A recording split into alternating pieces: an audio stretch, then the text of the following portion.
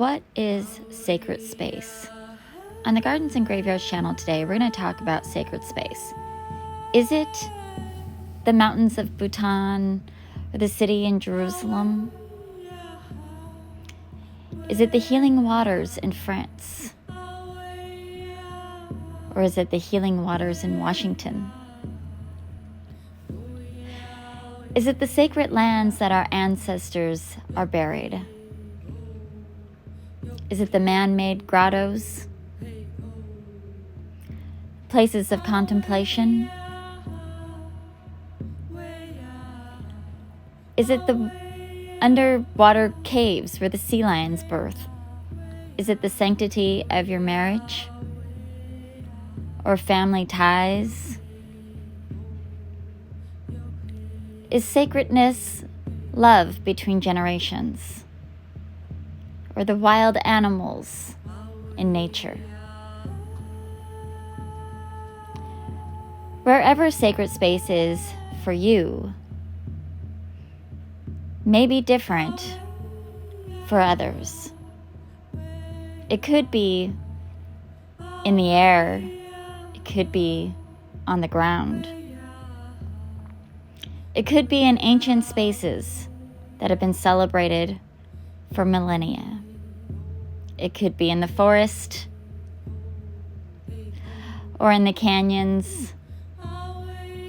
Sacred space is where you find it and where you feel most resonant.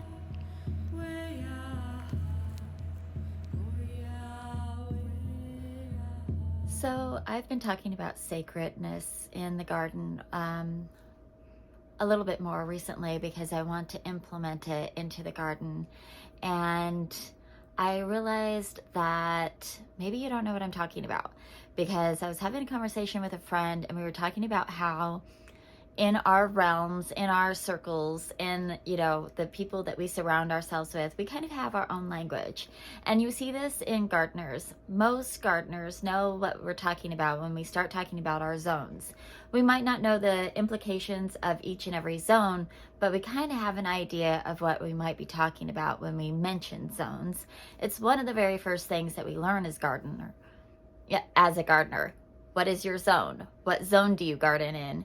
And all that means is, when is your first and last frost date? And that gives you an inclination of what plants are going to successfully winter over in your garden.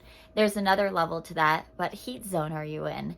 And this really is applicable when you live in environments that have really high heat zones where plants might not be able to thrive.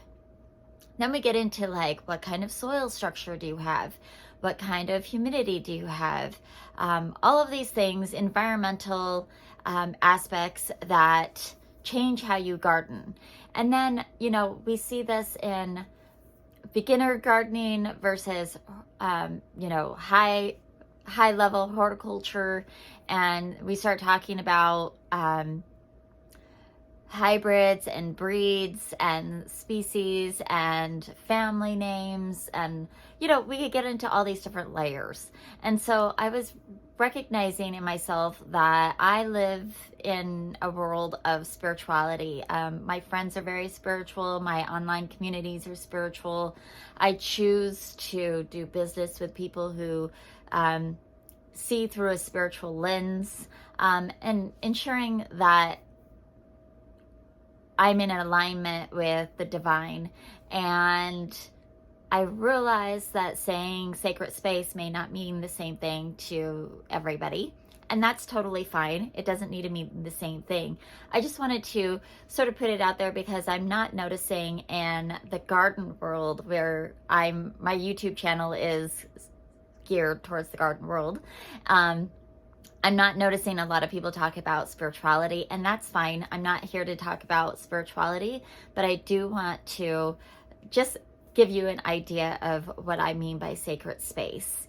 And to me, sacred space is a place dedicated and sanctified and separated unto itself. It may be dedicated to a deity or a god. It may be just that I want to create spaces that when I walk in, the energy feels different. That when I'm in this particular area, I'm reminded. Our environment helps us remember ourselves more and our connections deeper. And so I want to create spaces that say, oh, remember. And so each little room in my garden has a different remembrance, a different energy, and a different feeling behind it. But I still want every space to feel sacred and to feel like it's not just the normal. It's not just a parking lot. It's not just something that I threw together and didn't really think about. There's intention behind there, and there's meaning, and there's depth, and there's love in those spaces.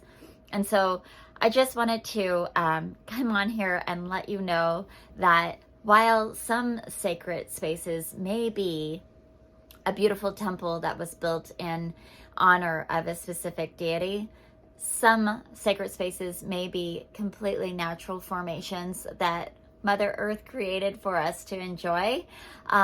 Some sacred spaces are man-made. Some sacred spaces are consecrated in a religion.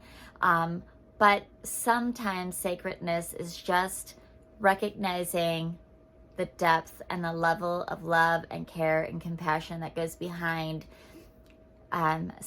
something that you're creating, something that you are putting out into the world, and something that you want to remember to enjoy and love in the future. So whatever sacred space means to you and whatever sacredness means to you, that is your truth, and that is real, and that is okay. I just wanted to make sure that on this channel, when we talk about sacred space, you understand where I'm coming from. Until the next video, I hope that you keep celebrating your life. Bye.